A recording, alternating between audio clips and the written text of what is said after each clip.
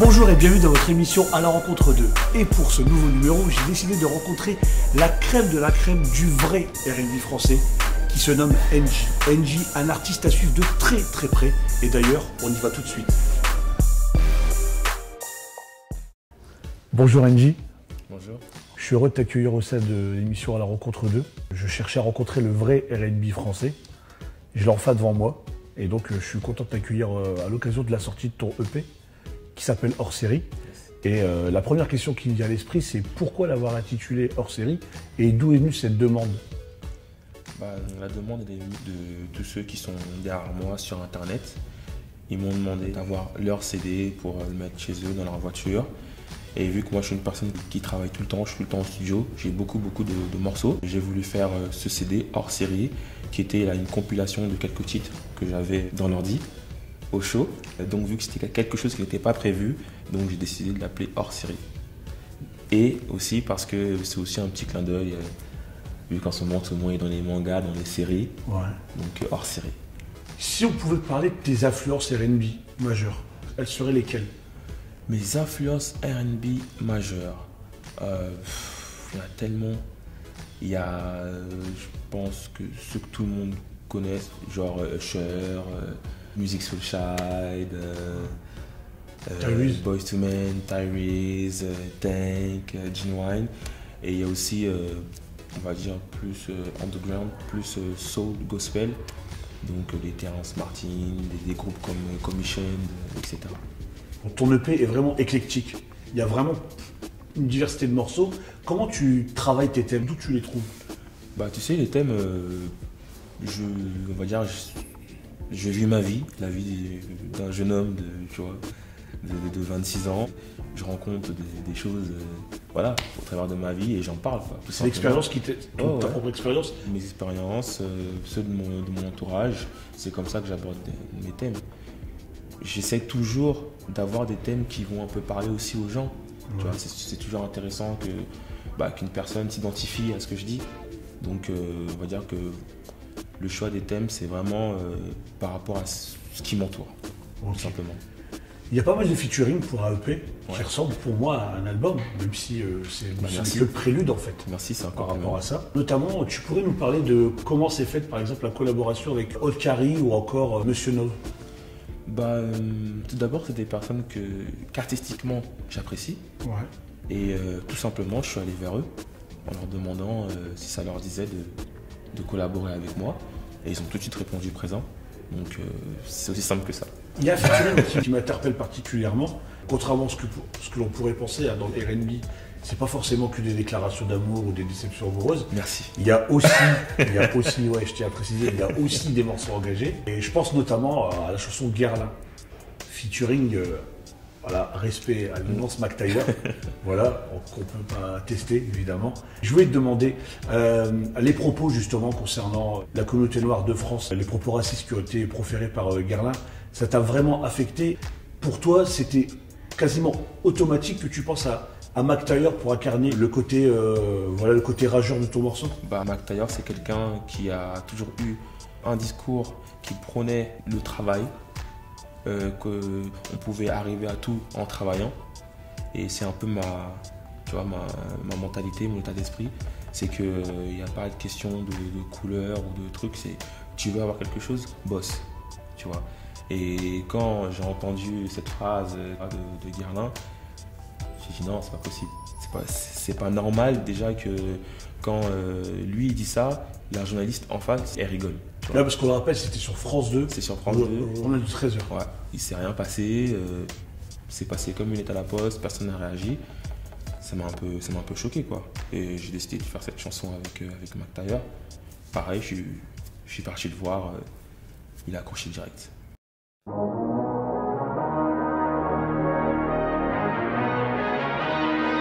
Pour une fois, je me suis mis à travailler comme un nègre. Je sais pas si des nègres ont toujours tellement travaillé, mais enfin... Une fois de plus, on nous manque de respect. À tous les trafiquables que je respecte. Et il y a un featuring, ou il y a un autre featuring aussi, Club Provoqué, qui est l'un des plus grands succès, en tout cas sur le net, qui a fait beaucoup de vues. C'est celui avec ton ami Axel Tony.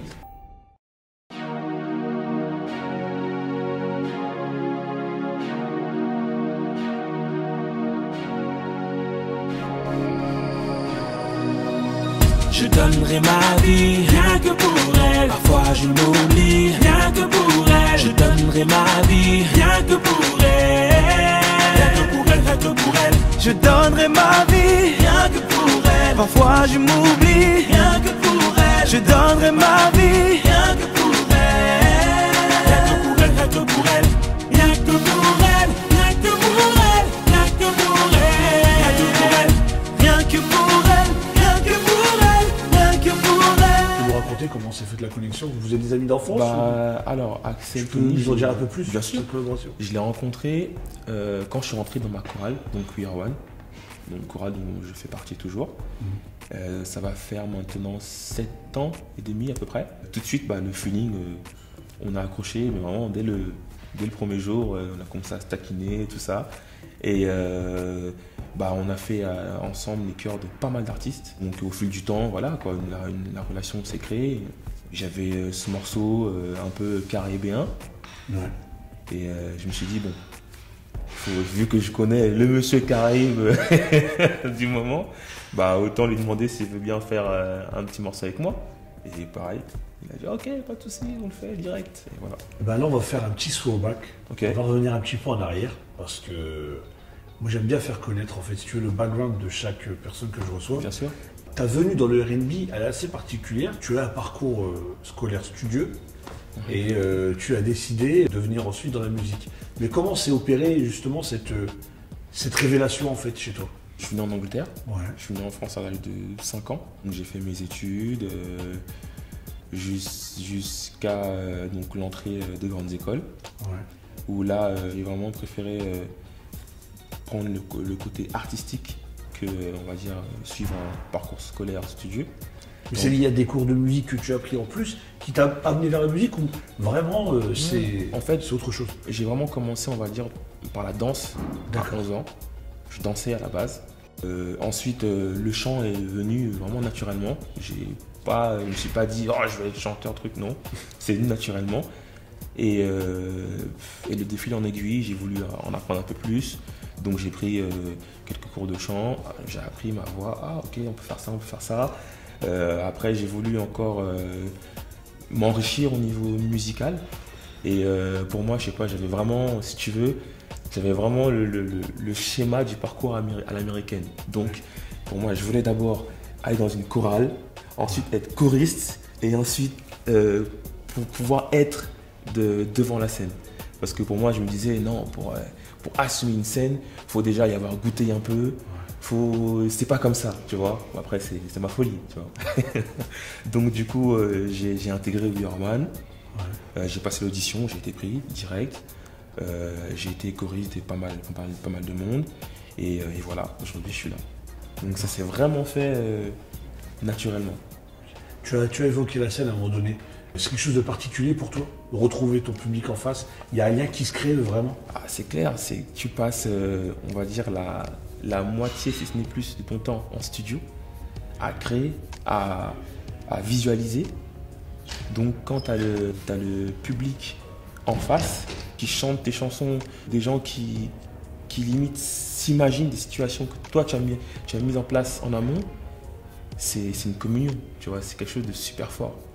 Et c'est clair que pour moi, c'est indescriptible. La scène, tu vois, c'est un peu comme un temple où tu viens, tu te libères et après tu repars. Si je pouvais ne plus t'aimer, si je pouvais tout refaire, si j'avais su t'effacer de mes pensées, si j'avais su comment faire, tu es le cauchemar dont je rêve en silence, le mal qui apaise mes souffrances. Si je pouvais ne plus aimer ta présence, je souffre, si je pouvais tout refaire. Je voulais que tu me donnes ta propre définition du R&B. Mon R&B, c'est sa propre musique, tu vois. Dans le sens où aujourd'hui, on a la chance d'être musicien. On a la chance de ne plus avoir de frontières. Si demain, je veux faire un R&B NJ salsa, je peux le faire. Ça restera toujours du NJ, tu vois. Donc, c'est pour moi, la définition du R&B, je dirais, c'est pas se prendre la tête avec les... faut rentrer dans telle ou telle case. C'est juste faire sa musique. Le mot R&B, pour moi, c'est plus...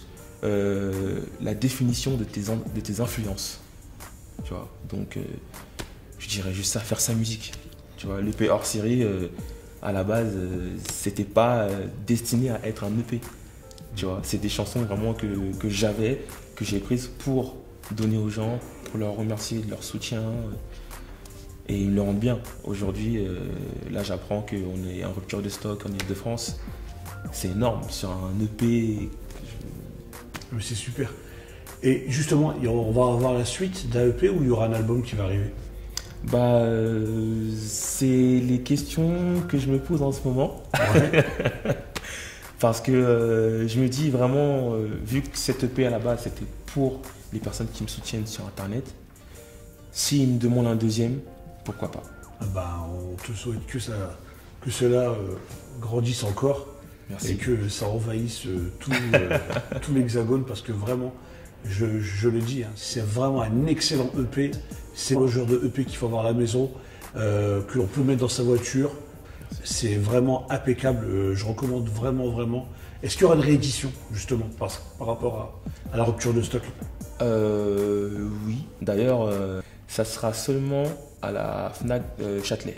D'accord. Donc pour ceux qui n'ont pas réussi à l'avoir en Ile-de-France, ça sera la Fnac de Châtelet. Et je pense qu'on te reverra bientôt en live, je crois, au mois de janvier, c'est ça? Oui, le 31 janvier, pour la première partie de l'homme qu'on appelle Monsieur Nov. Ah, Monsieur NOV. Monsieur NOV. Elle ne voit que moi, c'est ça? C'est ça. Okay. En tout cas, voilà, on te souhaite vraiment le meilleur, NJ. Moi, Merci je suis content beaucoup de t'avoir reçu ici. De même. Je te souhaite vraiment une grande carrière. Tu es avant tout un passionné. Je le rappelle encore une fois, le EP hors série, c'est un collector et je vous le dis, plus tard, il vaudra de l'or. Ah, merci. Donc, chopez-le dès qu'il est de nouveau réédité. Voilà. NJ, je te remercie. Merci beaucoup. Et je te dis à la prochaine. À la prochaine. Pour le lancement de l'album. Salut.